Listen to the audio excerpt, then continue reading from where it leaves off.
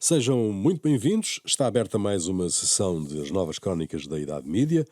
Eduardo Oliveira e Silva, hoje à distância, aqui no país vizinho, Luís Marinho, Luís Marques e Rui Pego.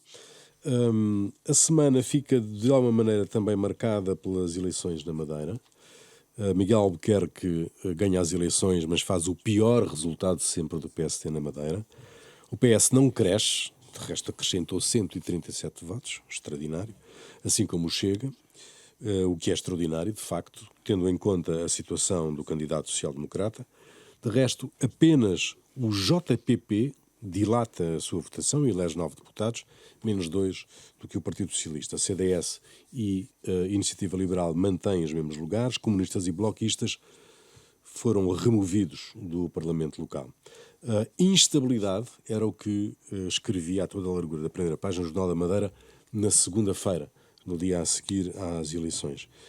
Nesse mesmo dia, o PS veio a público, trazendo pela mão o JPP, para publicamente anunciarem a sua disponibilidade para governarem a Madeira. Entretanto, esta terça-feira ou esta manhã de quarta, já não sei. Nós estamos a gravar quarta, não é? Estamos a gravar quarta. O Ministro da República indigitou Miguel Albuquerque para presidir ao Governo Regional. Miguel Albuquerque é o responsável pelo desaire eleitoral do PSD e por ter criado esta situação, mais uma vez, de dificuldade, ou de instabilidade, ou de ingovernabilidade. Não sei se querem falar já com o Oliveira e Silva, já que ele está Sim, mais podemos começar longe. por ti, Edi. Uma voz de longe é capaz de trazer alguma luz a esta. A distância da sobriedade e uma visão global. Bom, há aqui um aspecto que eu acho realmente... eu não sei se sem o Miguel Albuquerque o PSD teria tido um melhor resultado dado o desgaste natural que ele tem. Mas daquilo que aconteceu na Madeira, eu retiro duas ilações. Primeiro, há uma dificuldade na aritmética do PS na Madeira, porque mesmo indo buscar os votos do JPP, nunca lhe daria aquilo que era óbvio, é que o PSD da Madeira iria buscar 2 votos ao CDS e, portanto, teria sempre mais um lugar de deputado. Mas, para além disso, eu ainda ia dizer duas coisas muito brevemente. Primeiro, o JPP, eu não sei se do ponto de vista, digamos, estritamente legal, se é um partido, se não é apenas um partido regional. Eu sei que ele tem uma representação nacional que, no fundo, é fictícia e, portanto, de algum modo, os partidos regionais em Portugal são proibidos. E, portanto, eu acho que aquilo é um bocadinho a história do rabo do gato, não é? Quer dizer, aquilo é um partido regional. E, portanto, eu tenho sérias dúvidas relativamente digamos, à própria natureza daquele partido. Os madeirenses acho que não têm. Sim, mas então qualquer dia podemos fazer um partido de transmontanos. Agora, depois há aqui outra coisa que eu acho é que é um ensinamento... Mas Trás-os-Montes não é uma região autónoma, por enquanto. Não, mas está bem, mas não é, mas vocês percebem o que eu estou a dizer, não é? Quer dizer, o JPP é evidentemente um partido regional. Chama-se Juntos pelo Povo. Pelo povo da Madeira, aparentemente. Bem, mas depois há aqui outra coisa, que há outra ilação. É que no meio disto... o PS perdeu 2 eleições na Madeira, uma eleição nos Açores e uma eleição legislativa. E isso parece-me que é um dado a tirar, sobretudo em vésperas de europeias. Deixo isso à vossa consideração. Luís Marques. Luís Marinho. Se fossem pontos de futebol, eram 12 pontos que perdia para o PSD. PS. Já voltamos aos pontos. Portanto. Nós criticamos os pontos, Não, ele quer falar do futebol. Mas não vai falar. Não vai. Nós percebemos a ideia. Bem, em relação à Madeira, o que é que pode estar em causa? É difícil perceber se o atual líder do PSD Madeira se contribuiu para o facto do PSD não ter crescido. O que é certo é que ganhou as eleições, com o pior resultado sempre, é verdade, mas ganhou. E o que é certo é que agora, com esta aritmética que vai fazer, juntando o CDS, tentando agora agregar também a Iniciativa Liberal e o PAN, o que é certo é que acaba por eventualmente conseguir uma maioria para conseguir governar. Por quanto tempo? Isso logo vamos saber. O que está em causa aqui e a questão do JPP pareceu-me interessante pelo seguinte: na verdade, o eleitorado, neste caso o eleitorado madeirense, optou mais uma vez por um partido completamente fora do sistema. Podia ser o Chega, já foi, mas o que é certo é que apareceu um partido que teve um resultado absolutamente surpreendente, porque é um partido fora do esquema normal. Isto é, será que o Chega, ou por outra, para o eleitorado madeirense, o Chega já é um partido do sistema, isto é, um partido integrado no sistema normal dos partidos? É esta a questão que fica no ar. Luís Marques. Bom, para além do que já foi dito, três notas rápidas, portanto não há muito mais para dizer sobre isto. A primeira, é que é uma derrota da esquerda, é evidente. Não há como esconder que o Partido Socialista, o Bloco de Esquerda e o PCP, por razões diferentes e em dimensões diferentes, foram claramente derrotados. O PS, numa situação em que o seu principal adversário está claramente fragilizado, não consegue ter mais votos do que aquele que teve mais 100 e tal votos. E, portanto, em termos de deputados, teve os mesmos deputados, portanto, isto não é em lado nenhum do mundo pode ser considerado um bom resultado, e o PCP e o Bloco, portanto, desaparecem, isto é uma derrota da esquerda.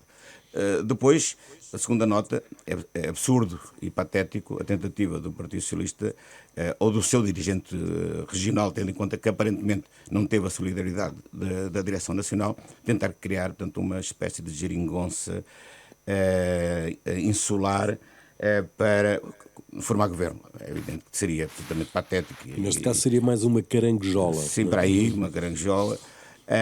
Mas, obviamente, votada ao fracasso, como não poderia deixar de ser ridículo, e não se percebe muito bem como é que o Sr. Cafofo pode continuar como líder do Partido Socialista na Madeira depois desta iniciativa e do resultado.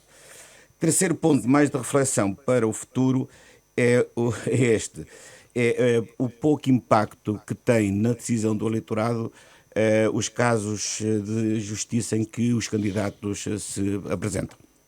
Isso já tinha acontecido com o Isaltino Moraes em Oeiras, ganhou as eleições depois de ter estado preso e condenado e preso, e quando se reapresentou ganhou as eleições em Oeiras, e penso que já até revalidou, se a memória não me falha, se não estou enganado. E o mesmo aconteceu agora com Miguel Albuquerque, que independentemente do resultado não ter sido tão bom, a verdade é que ganhou tendo em cima um processo em que é suspeito de corrupção. Isso mostra também um pouco, faz-nos pensar um pouco de como o eleitorado nem sempre é sugestionado por questões de justiça. Isso é bom, é mau, enfim, cada um poderá pensar o que quiser disso. Faz algum sentido fazer uma ligação entre este resultado na Madeira e as próximas eleições europeias? Acho difícil, vou começar já por aí. Desculpa lá, Eduardo, mas é muito rápido. Eu acho que é muito difícil, são realidades completamente diferentes e não acredito que isso tenha possa haver alguma ligação. O que há aqui, de facto, e já foi referido por um de vocês, penso que foste tu, aliás, que há aqui a terceira derrota do Partido Socialista em 3 eleições e uma quarta coloca... Quarta, sim. Uma outra, ou seja, que será neste caso a quinta, colocará, portanto, a direção do Pedro Nuno Santos numa situação de alguma fragilidade, isso é evidente. Eduardo. Só uma nota, o PS puxa jeito com a escolha do candidato, Cafofo, porque, vejamos, ele tinha sido presidente da Câmara do Funchal, depois perdeu, depois veio para o governo, agora voltou, e, portanto, eu penso que, do ponto de vista, digamos, da presença e da necessidade de ser um representante efetivo e permanente dos interesses dos madeirenses, eu penso que era um candidato fraco e também, nesse sentido, ele próprio prejudicou o Partido Socialista. Se calhar não é bem cafofo, é insosso. Exatamente. Em relação à eventual ligação que isto possa ter com as eleições europeias, eu também Estou de acordo com o Luís Marques, acho que isto não terá ligação nenhuma. E em relação às eleições europeias, eu tenho uma dúvida grande e que só se vai confirmar no dia 9, que é até que ponto é que esta campanha vai mobilizar mais portugueses a interessarem-se pelas eleições europeias. A campanha está interessante, pelo menos nesta luta entre a AD e o PS, portanto, entre o Sebastião Bugalho e a candidata Marta Temido, a candidata do PS. Portanto, a coisa começou a ter algum picante que pode ser minimamente interessante, mas do ponto de vista por exemplo, nos debates, houve uma discussão interessante sobre problemas europeus, sem dúvida nenhuma. Também se refletiu, obviamente, nas audiências, portanto, menos audiências. E isto pode refletir o quê? Pode refletir que iremos ter, eventualmente, uma grande abstenção outra vez nestas eleições. Vamos ver. É evidente que agora há muito mais facilidades, isto é, as pessoas podem votar onde estão, portanto não precisam de ir ao seu círculo eleitoral de raiz, podem votar antecipadamente, isso também já não é novo. Vamos ver se isto ajuda, mas eu penso que, do meu ponto de vista, o mais interessante, eventualmente, obviamente, saber quem ganha ou quem deixa ou quem perde, mas perceber se há ou não há mais interesse nas questões europeias que se refletem nestas eleições. Este fim de semana o Expresso publica uma sondagem em que dá... Acho que o Eduardo queria dizer qualquer coisa. Sim, mas ele quer falar sobre as europeias também, que nós estamos agora a falar. Que dá uma vantagem do PS sobre a AD de 6 pontos. Com o João Coutrinho a ficar de fora do Parlamento Europeu e o LIVRE e o PAN também, a CDU e o Bloco de Esquerda a reduzirem a representação. Há alguma surpresa nestes resultados? Há também, mais de uma semana das eleições. Mas há também uma da Católica no mesmo dia, praticamente, não é? Foi no Público, que dá o PS e o PS e a AD praticamente empatados. Pois é. Eduardo. Eu tenho a ideia de que estas sondagens estão muito distantes temporalmente do momento da eleição. Tenho também a ideia de que houve aqui uns 16% indecisos, então, entretanto, dava exato. o estudo do Expresso.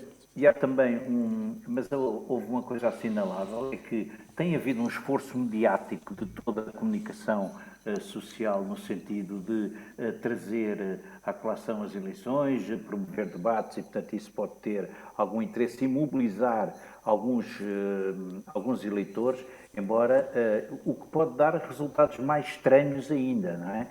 Porque pode haver um grande grau de abstencionistas, mas haver pessoas muito decididas e muito determinadas a ir votar.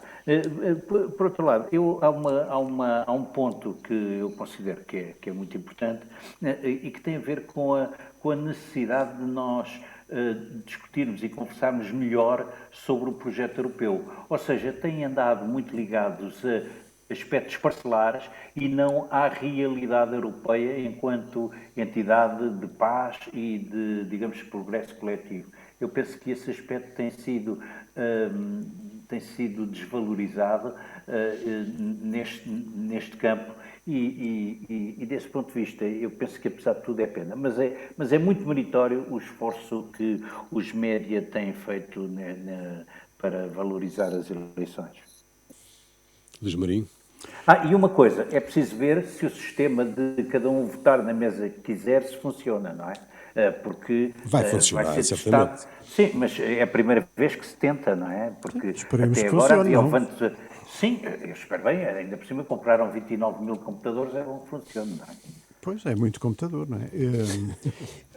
Eu espero que funcione porque escolas, eu vou ser uma das cobaias, porque não vou votar no meu círculo, vou votar noutro. Também eu. E, portanto, espero que a coisa funcione mesmo, não é? Sim. Espero que o meu voto conte.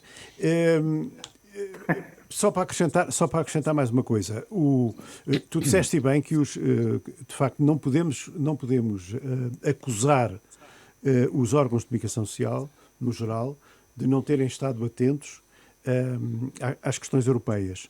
Independentemente agora das questões e casos e casinhos da campanha, não é? Porque isso é normal, porque isso vão sempre atrás e normalmente até, infelizmente, numa boa parte dos casos vão atrás de coisas até muito menos interessantes. Mas, como eu digo, os casos e casinhos da campanha. Agora, antes da campanha e na altura dos debates, eu penso que foi feito um trabalho interessante a nível de comunicação social sobre as grandes questões europeias para tentar, de facto, influenciar as pessoas a interessarem-se, porque eventualmente as pessoas, ou a generalidade das pessoas ainda estão, mais uma vez, e nós estamos a falar de uma situação que já tem décadas, quer dizer, nós não estamos na União Europeia, antes até Comunidade Económica Europeia, há meia dúzia de anos, não é? Nós estamos desde 1986. E a verdade é que muitas pessoas acham isto, não sei se acham importante, se acham interessante, se acham que estar na União Europeia que não tem, que para nós, nenhuma utilidade, ou que não tem, que a União Europeia não nos influencia, quando de facto uma grande percentagem das decisões do próprio governo tem a ver com aquilo que se passa na União Europeia. E eventualmente cada vez, digamos que vai ser, que essa percentagem vai aumentar. Depende um bocadinho daquilo por onde a União Europeia for. Mas a verdade é que, naturalmente, digamos, o grosso do eleitorado ainda não está, ainda não percebeu que é muito importante estar atento e, sobretudo, muito importante participar em eleições como estas. Luís Marques. Bom, notas rápidas. Os debates têm corrido bem, boa qualidade em geral. Percebe-se que alguns candidatos querem demonstrar que dominam os dossiês, tanto que às vezes percebe-se que aquilo foi um bocado colado com o cuspo, mas enfim, há um esforço meritório, pelo menos, isso é bom. Claro, há alguns casos e casinhos, portanto, que eram dispensáveis, por exemplo, estar a discutir, portanto, neste ambiente europeu, se o Sebastião Bugalho é pró ou contra o aborto, porque ele, portanto, foi pouco claro nessa matéria. Penso que esse não é bem propriamente um assunto para estas eleições, nem para estar, portanto, a explorar esse ponto. Mas, em geral, eu considero que os debates têm sido bons, bem moderados. Um elogio à comunicação social portuguesa e às televisões em particular pela forma como se tem preparado para debater para este confronto. Os jornais também, portanto, a debater bem, a levantar bem as questões e a tratar bem os principais temas. Há aqui apenas um ponto que eu já referi, aliás, há 15 dias e que se manteve até agora, que não se alterou, e é pena. Estamos muito centrados a discutir a realidade atual da Europa, quando daqui a 3, 4 meses a realidade da Europa vai ser outra completamente diferente. Nós temos aqui pelo menos três documentos que são decisivos para esse futuro da Europa e que não estão a ser, para mim, no meu entender, suficientemente discutidos. Um que já referi aqui, que foi a entrevista do presidente Macron ao Economist, que é um grande documento, portanto, que molda, portanto, enquadra aquilo que qual vai ser a discussão do futuro na Europa. Eu, enfim, não vou aqui repetir o que disse na altura. Depois há mais 2 documentos, um do Mário Draghi sobre a produtividade na Europa e outro do Enrico Letta, também antigo primeiro-ministro de Itália, sobre o mercado, as alterações e a reforma do mercado único.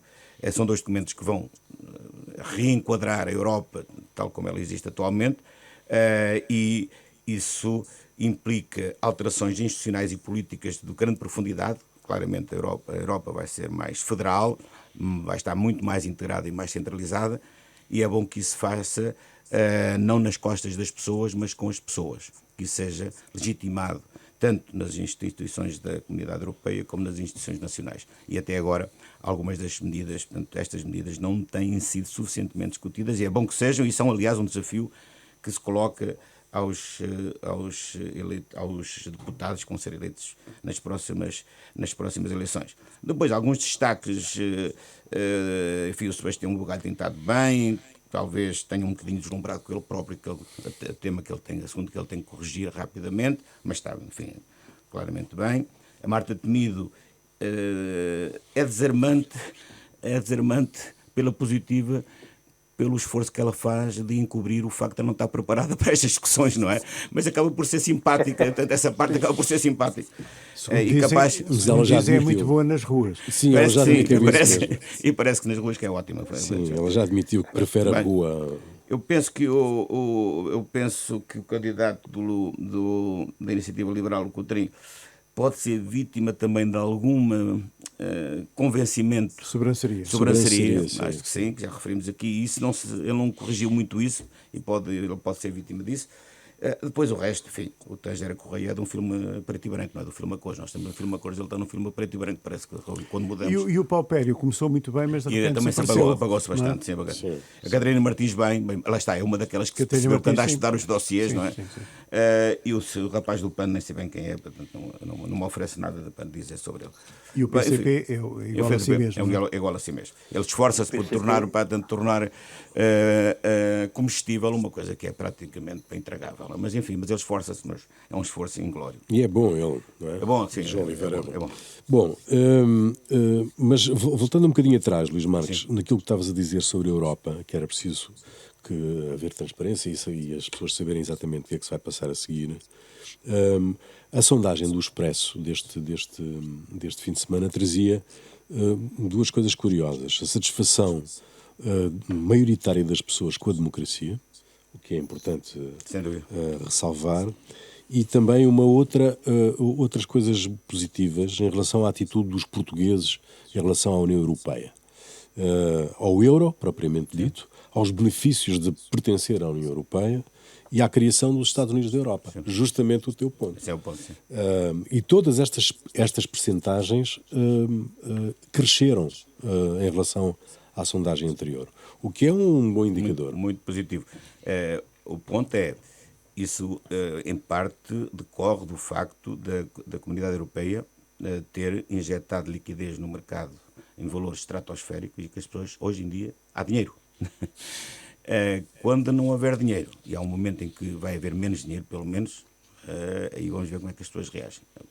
A economia está bem na Europa, não há razões nenhumas para temer que vá ser diferente nos próximos anos, mas o tipo de apoios que estão neste momento que estamos a viver e que estão, portanto, a beneficiar a economia europeia e alguns países, em particular Portugal, não se vão manter para sempre. Vamos ver como é que depois as pessoas vão reagir. Bom, António Costa... Ponto que só uma nota, só para dizer, há Eduardo. Ponto que eu acho que não tem sido suficientemente valorizado, mas que digamos, a moeda única, ou seja, a moeda única deu realmente mais do que muitos tratados, mais do que muitas leis comunitárias, deu um sentido de identidade à Europa, ou seja, há termos de comparação imediatas, mesmo há países que não querem aderir à moeda única, enfim, normalmente são até os países nórdicos, não é? E há países que ainda não puderam aderir à moeda única, mas a moeda única é realmente não é só um instrumento económico, é fundamentalmente um instrumento político, um pouco como foi o dólar para os Estados Unidos. Sem dólar não havia Estados Unidos. Sem dúvida. Embora também seja verdade que algumas economias, incluindo a portuguesa, sofreram muito com a moeda única. Claro, por exemplo, a economia italiana, uma das razões da força da direita na Itália é que a moeda única provocou uma desvalorização na economia italiana de pelo menos 15% em termos históricos. Sim. Uma grande parte da produtividade da economia italiana foi muito afetada pelo peso do euro, que já era muito determinado pelos alemães. Mas sim, não há uma corrente da Itália de favorável não há algum euroceticismo, mas não há nada contra. É diferente. Bom, António Costa foi finalmente ouvido pelo Ministério Público no CIAP, no âmbito da Operação Influencer, na condição de declarante, e saiu na mesma condição, não foi constituído arguido. Esta audição em que Costa não foi constituído arguido abre caminho à Europa para o ex-primeiro-ministro português? Eu acho Ou que é sim. cedo ainda? Quer dizer, cedo já não é, porque as decisões não vão demorar muito tempo a ser tomadas. Eu penso que o facto de não pesar sobre António Costa nenhuma questão jurídica, nenhum problema na judicial, eu penso que obviamente ajuda às suas aspirações, eu penso que já óbvias, em ter um grande lugar na Europa. Eu já agora queria só aqui referir, eu não me consigo lembrar, mas entre CNN e CMTV, um título muito interessante que é António Costa ainda não foi. Eu achei isto absolutamente notável. Ainda não foi constituído. Ainda não foi constituído arbítrio. Enfim, pronto, isto é só uma parte, mas voltando a António Costa, eu penso que ele tem completamente mãos livres e está completamente livre para, enfim, se os seus parceiros assim o entenderem, os seus parceiros europeus assim o entenderem, dele poder ter um lugar de grande destaque na Europa, sem dúvida. Eduardo. Não, eu penso que, ou seja, nada contra o declarante, ou seja, até ver o ex-primeiro-ministro, enfim, quis prestar declarações, ele tem, no prazo de 6 meses, teria sempre de ser ouvido, foi ouvido, nada se retém para já contra ele, o que torna, digamos, a situação muito complicada.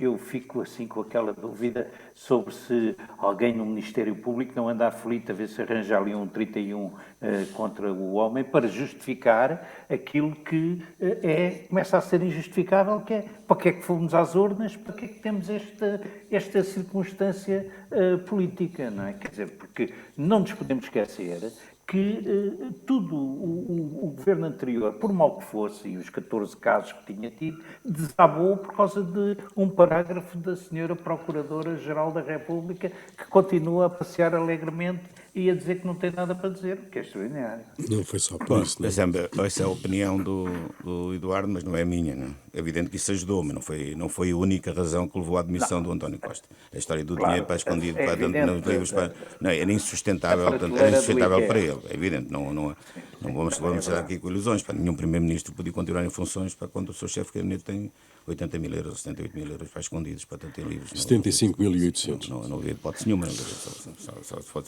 Só num país do terceiro mundo ou do quarto mundo. Portanto, essa história está um bocadinho mal contada. Portanto.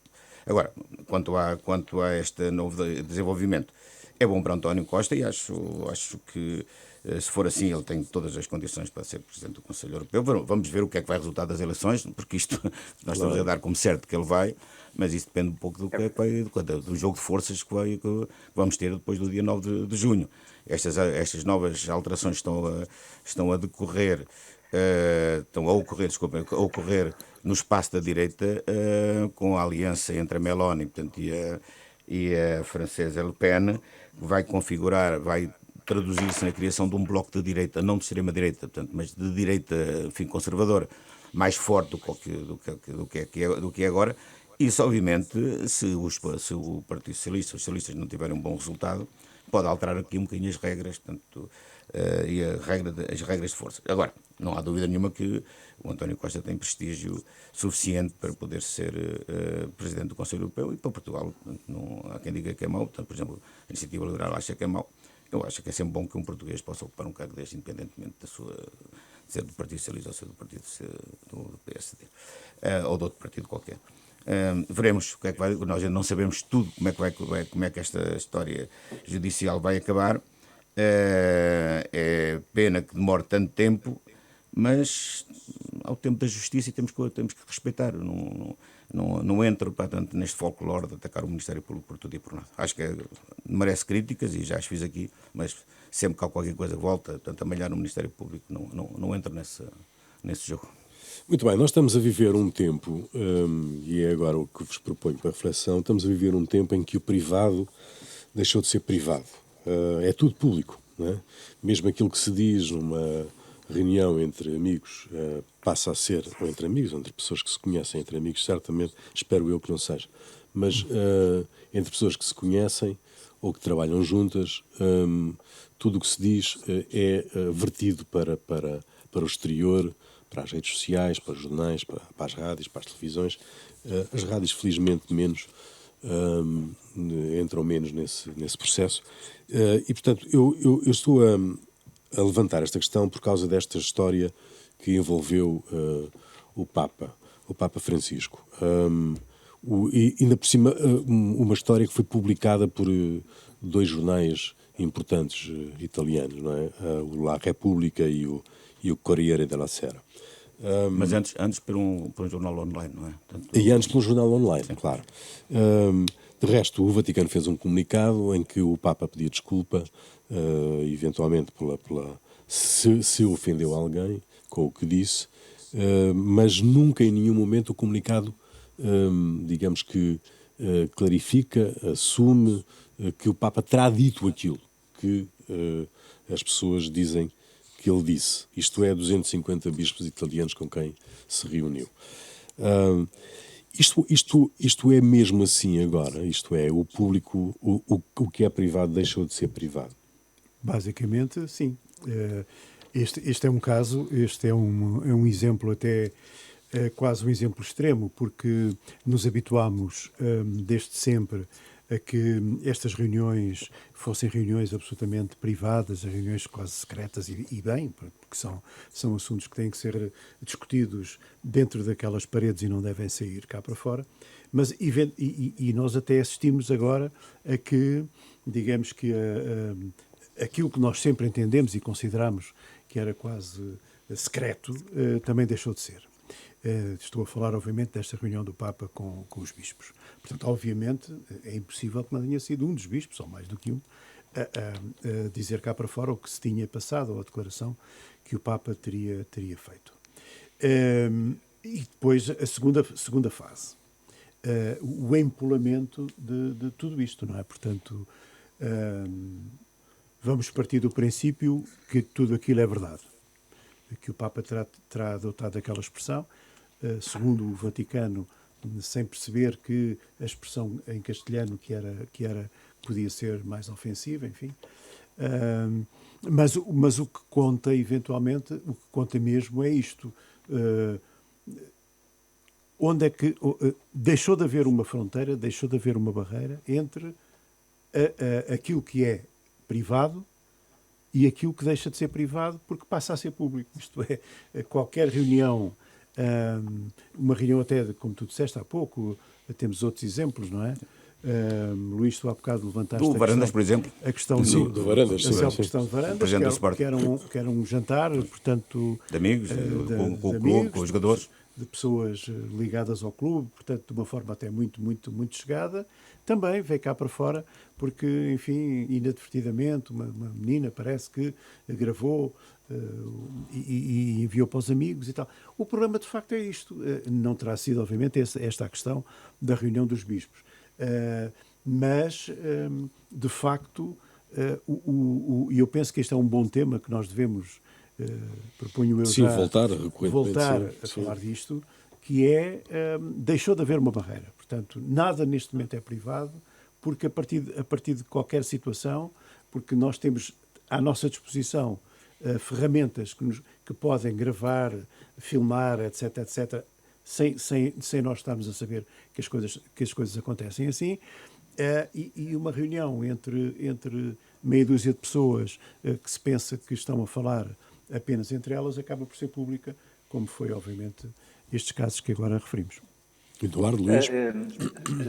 Não, eu só uma nota. Ou seja, tudo, ao contrário das redes sociais, onde elas não são fonte direta de notícia, não devem ser quando são anonimizadas, digamos, tudo aquilo que é dito por alguém responsável em qualquer sede é fonte de notícia e objeto de notícia. E, portanto, há que ter o maior cuidado em todas as circunstâncias. Quanto mais é a responsabilidade da pessoa, mais tem de se resguardar de qualquer tipo de equívoco, porque manifestamente deve ter sido esse o caso. Luís Marques, essa levanta a questão, o Eduardo levanta aqui a questão que tu falavas há bocado, Luís Marques, que é, ok, e sabendo-se depois o que é que fazem os órgãos de comunicação social? Pois, é difícil traçar aqui uma fronteira entre aquilo que é uma fonte de informação em que a notícia é credível, merece ser tratada porque a fonte que a produz tem sobre aquele assunto ou está a emitir uma opinião pensada, articulada para aquelas circunstâncias, ou alguém que, num ambiente mais informal, conta uma anedota, diz uma piada, e essa piada, ou essa anedota, ou essa expressão mais infeliz, mais informal, pode ser utilizada como representando aquilo que efetivamente não representa, que é o pensamento da pessoa. Eu posso estar a contar uma anedota, a brincar sobre uma coisa qualquer, e portanto eu não penso aquilo, não é? Mas estou a brincar. Já deu demissão de ministros. Já deu.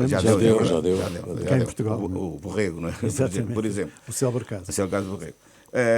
Neste caso concreto, é lamentável que isto tenha afetado o Papa, até porque o Papa já deu, portanto, claras demonstrações de coragem no tratamento desta questão, não é? Sim. E até um bocadinho contra a corrente da própria Igreja. O que nos indica que mesmo no rebanho de Deus há sempre uma ovelha negra. E que, portanto, o Papa no futuro vai ter que ter cuidado com as ovelhas que lá tem. As ovelhas negras, no caso concreto, porque ninguém está seguro. O caso do presidente do Sporting, enfim, é um pouco diferente, apesar de tudo, bastante diferente mesmo até. Mas também mostra isso. As pessoas hoje em dia, quem tem poder e quem tem posições de responsabilidade, nunca está seguro de que mesmo em circunstâncias informais aquilo que diz não possa ser utilizado. Outra questão é saber se os jornais e a imprensa de referência como é que deve tratar isto. Porque depois é preciso checar, por exemplo, a questão do Papa. O Papa pensa mesmo aquilo. Ora, ele já deu mostras que não pensa exatamente aquilo. Como é que isto deve ser tratado? Tem que ser tratado com muito cuidado. Isso é outra discussão que devemos ter e que vamos ter que ter ao longo dos nossos programas, porque é um tema muito importante. É evidente que a notícia só ganhou mais credibilidade porque foi tratada e confirmada por o Correio da Série e por La República dos jornais de referência. Exato. E a verdade é que a notícia foi confirmada. Portanto, há aqui uma motivação de quem deu a notícia inicialmente, da forma como ela depois chega à grande imprensa e como é tratada na grande imprensa.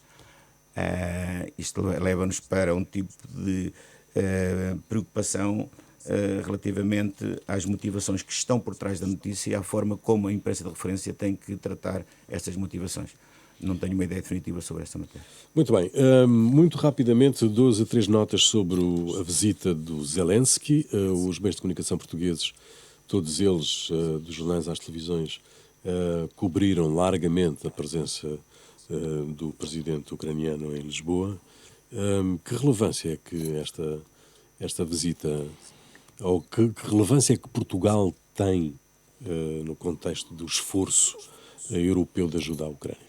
Olha, antes disso, é evidente que o nosso papel aqui é o papel da nossa dimensão. Portanto, acho que a nossa ajuda está, acho que é consentânea com a nossa dimensão. Zelensky há de perceber isso, certamente.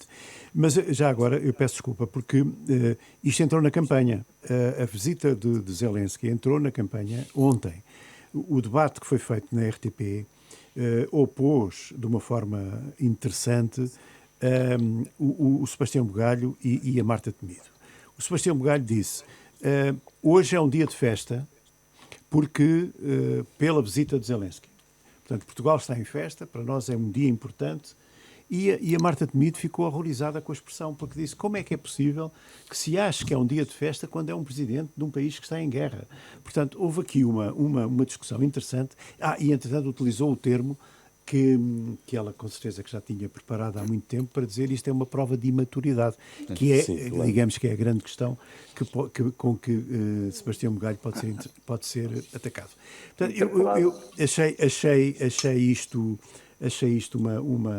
uma situação interessante do ponto de vista da comunicação, porque digamos que isto vai dividir, digamos, os eleitorados em 2 blocos, não é? Aqueles que acham que verdade é verdade, ela disse muito bem, o fulano é imaturo, e as outras pessoas que dizem: a senhora não pode atacar por imaturidade alguém que diz. E até com alguma...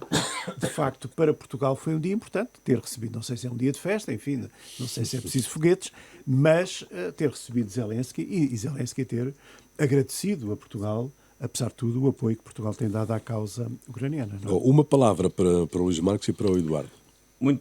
A minha palavra é muito rápida. Não vale a pena, o Luís já disse tudo sobre esta questão da festa. A viagem do presidente Zelensky a Espanha e a Portugal, para além da importância que tem, e obviamente são 2 viagens importantes, seguramente que terá alguma coisa a ver com a Cimeira da Paz, que se realiza no próximo mês na Suíça, para a qual foram convidadas 160 delegações, e que não está seguro que seja um sucesso. E não tenho a mínima dúvida, portanto, que esta viagem à Espanha e a Portugal, entre outras intenções, seguramente não foram as únicas, teve também aqui um objetivo de tentar que Espanha e Portugal possam ter alguma influência na mobilização de outros países terceiros, nomeadamente da América Latina e África, para virem à conferência.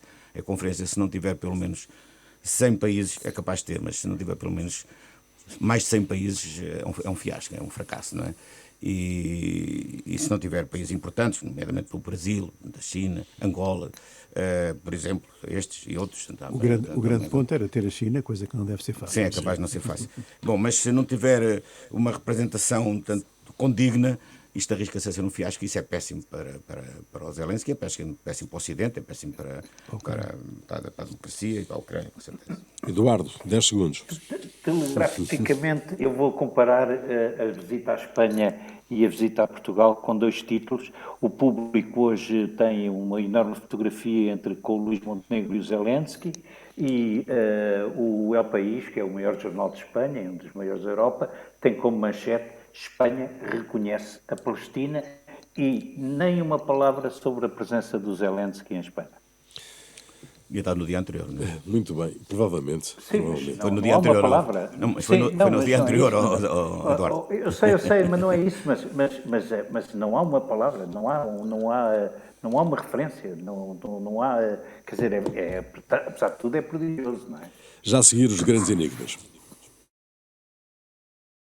Os grandes enigmas, quem quer começar? Eu posso começar porque sei que temos aqui enigmas parecidos. Eu gostava de saber qual é a minha dúvida. Porque é que alguns partidos não contratam? Eu sei que alguns devem ter problemas financeiros, mas porque é que não contratam pessoas que tenham um mínimo de conhecimento sobre marketing político, que saibam fazer minimamente um spot de promoção do partido em relação às eleições?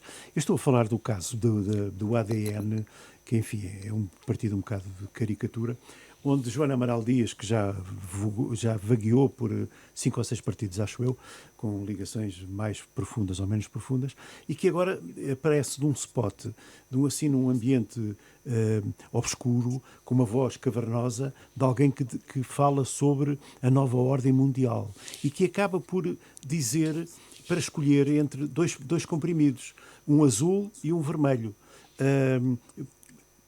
que é uma coisa do conhecimento. E a Joana Amaral Dias, escolheu o azul. Nós não sabemos se lhe deu mais conhecimento, mas que ela escolheu o azul, escolheu. Bom, então, vou aqui fazer a ligação depois ao Rui, abordando um tema completamente diferente. Atualmente, o tema da imigração é um dos temas mais discutidos nesta campanha eleitoral, e é importante que seja, porque é de facto um dos temas que é chave na Europa e na política europeia. Bom, atualmente a Europa tem acordos com vários países para estabelecer uma espécie de cordão sanitário à volta da Europa, com os quais, portanto, financiando esses países, procura, portanto, estancar a imigração. Esses países são a Turquia, a Albânia, a Mauritânia, a Tunísia e o Egito. Estes, pelo menos, recebem financiamentos europeus para funcionarem como tampão à entrada de imigrantes. Há 15 dias, à volta disso, a Presidente da Comissão Europeia, Ursula von der Leyen, foi ao Líbano e fazer uma doação de 1.000 milhões de euros. Inicialmente, os objetivos desta doação não foram claramente definidos. Pensou-se que aquilo era para a reconstrução do Líbano. Como sabemos, o Líbano está completamente destruído, nem sequer tem governo ainda, não é? Tem umas coligações ali um bocadinho estranhas. Penso que nem sequer tem o primeiro-ministro, portanto, bem definido. E está a precisar de apoio. Bom, não, na realidade, os 1.000 milhões de euros foram para apoiar o Líbano no sentido de impedir a saída de imigrantes do Líbano para o Chipre, que é uma das portas de entrada de imigração, tanto na Europa. Ora, parece-me que isto também já é hipocrisia a mais, e é bom que a Europa resolva definitivamente não o problema da imigração, que isso não pode resolver, mas pelo menos resolva o problema do discurso relativamente à imigração e assuma claramente este tipo de medidas, como medidas, portanto, que contrariam muitos dos princípios da ética europeia, mas que, sendo assumido, apesar de tudo, passa por ser menos hipócrita do que aquilo que é. Eduardo. Muito rapidamente, só uma nota sobre um estudo, enfim, um levantamento que foi feito há dias pelo comentador Luís Marques Mendes, que dizia que há 645 entidades públicas, 8.217 dirigentes nacionais, excluindo as CCDRs e as ARS, ou seja, as Comissões de Coordenação Regional e de Saúde, e não contando com as regiões autónomas e com as autarquias. Só Lisboa tem 10 mil funcionários.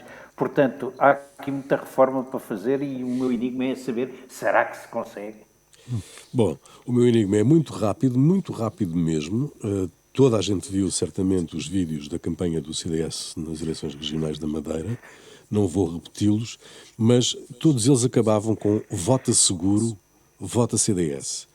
Para lá do absurdo dos vídeos, supostamente de comunicação política, o enigma é, quem era o seguro? Vota seguro? Mas o seguro não era do Partido Socialista? Ou o CDS na Madeira tem um seguro também? E tem? Tem. Acho que não. Muito bem. Termina aqui mais uma sessão das Novas Crónicas da Idade Mídia. Um programa de Eduardo Oliveira Silva, Luís Marinho, Luís Marques e Rui Pego, produção de Marina Duarte, desenho sonoro de António Fialho, operações de emissão de Carlos Schmidt, imagem de Ricardo Fortunato. Novas Crónicas da Idade Mídia, ao domingo, hoje excepcionalmente à 1h, na Renascença, sempre à sexta-feira, ao fim da tarde, um novo episódio em rr.pt e em podcast nas plataformas habituais, ao alcance de um clique. Até para a semana.